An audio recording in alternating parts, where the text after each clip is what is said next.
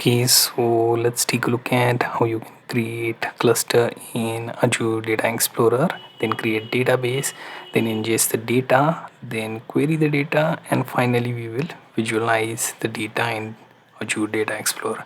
So in short, the goal is making sure that we are visualizing the data we ingested in Data Explorer. So there are two ways to proceed to this.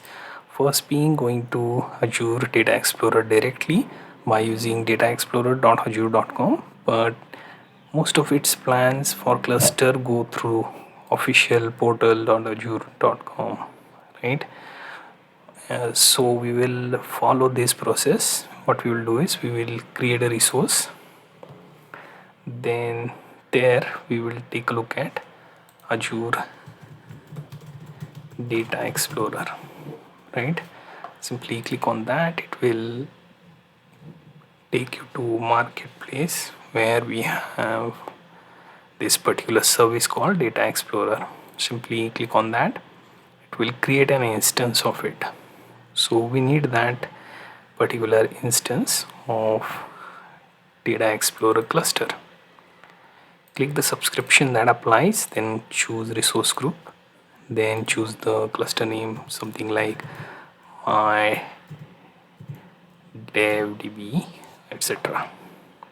Choose the region, then in workload choose dev test, then it will automatically select the specification and then also check the zones. Then in scale we will set to manual scale with instance of 1.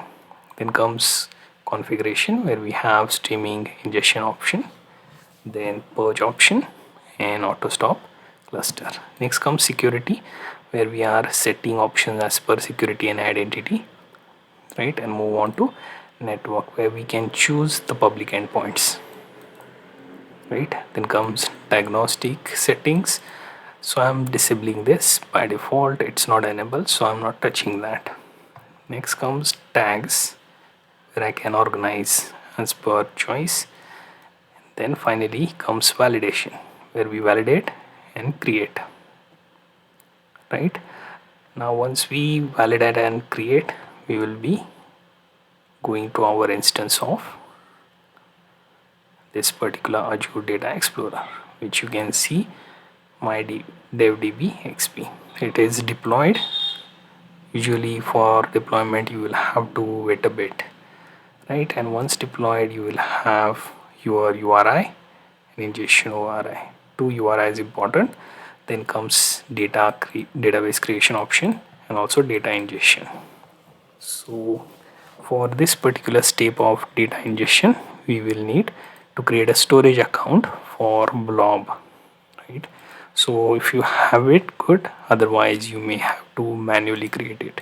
So we'll open one more tab where I can show you how to create that particular storage account, right? Meanwhile I can go ahead and create database by simply clicking on databases, and here at the top there will be an option for creating the database. You can also go to storage account and we will go there shortly.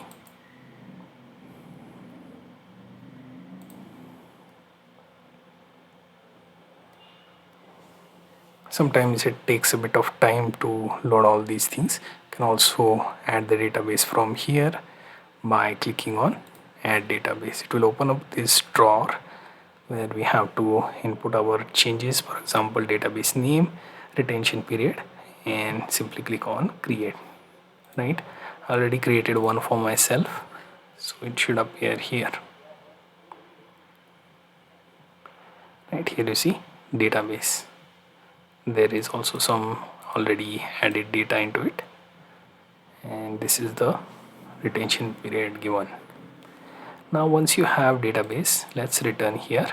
We fulfilled first condition within Data Explorer's cluster, that is having the database.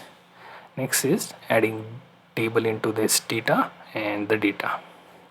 So for that we create a storage account because we will be storing that blob data into that particular storage account, right? So we create the storage account, hit create, and it should appear like this, right? So this is my storage account, and within which I will be holding the blob data, right, which is part of one of the container within this storage account, right? Now for data ingestion, I'm going to create a connection, which here you can see blob storage option. I will click on that so that you can view that I can connect to. So here you can add your storage account for blob storage. Everything is assigned. Next thing, it will allow automatic creation, but in ingest properties you won't be having a table. So your logical move would be clicking on this ingest button. Click on it, a new tab will appear within Azure Data Explorer, which will be connecting to this cluster and the database here. We just have to create the table. You can create table by typing in my table. Let's name this 2. Click source, where I can choose say blob, and then give it some CSV file URL from the datasets that you find on GitHub or any other of your choice. Make sure to it ends with .csv or variety of those data file formats. Then check the schema and go through the process of ingestion. Once you do that, you'll be able to view your own cluster here, right? For now, we can take a look at our cluster through query, right? So here is the query, and as you can see, I uploaded one of the CSV file that is showing me my table. Now it is optional for you to go through this manually. Instead, just use the query to check what these parameters are. So we type in my table, right? So we add my table, and on next line you see option for me to summarize event and underscore count, right? So we have like that option, event count equals to count, right? And here it says my table does not refer to any known table, so we will have to check what is going wrong.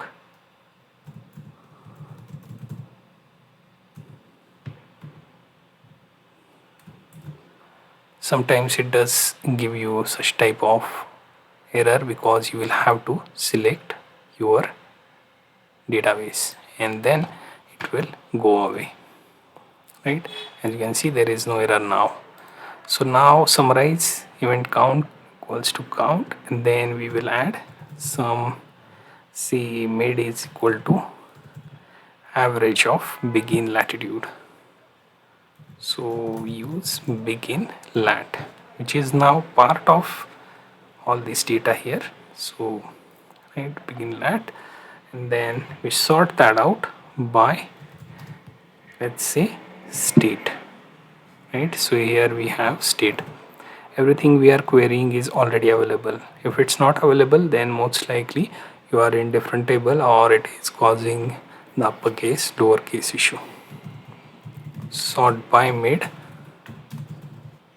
is one of the option, right? Then comes where is event underscore count greater than 1800. Then comes your another object, which is project, then state and event underscore count. Then in next line we will be rendering the column chart for this particular query. So once we do that, that should give us some data in chart, right? Here you see state names, Minnesota, event count.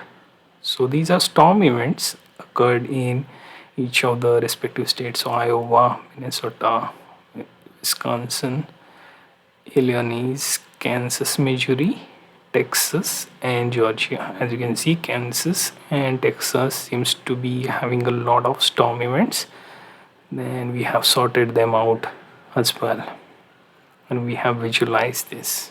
There is also another thing we can do is we can go to dashboards, use all these visualization under single dashboard, and we will be able to visualize our data.